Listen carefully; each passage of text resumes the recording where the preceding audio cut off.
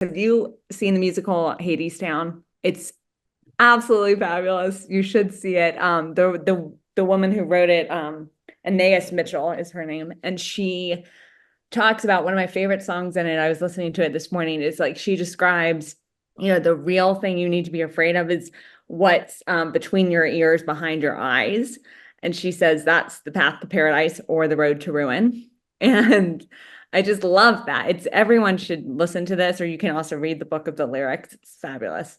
But it's for me, I was in that shame prison, right? In my head, sort of in a protective fashion, which is nice, was putting me there, if that makes sense. And so I wrote an article a couple of years ago that was published in the LA Times where I talked about this and talked about I decided, when I was living in California and during the pandemic, I decided I really needed to sort of look at myself and understand what I was doing to not be in the type of dating or romantic relationship I wanted to be in. And I had a phenomenal coach I worked with, and she helped me to realize that I was putting myself in this prison because of how much I wanted to protect myself.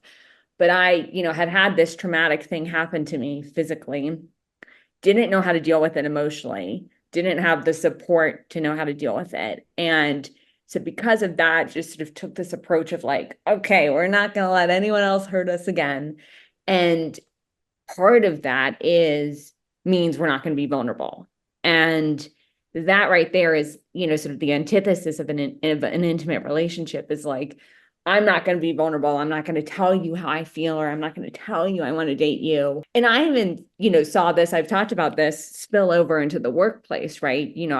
I would have very difficult times in the workplace telling, a CEO or telling somebody what I felt or what my opinion was.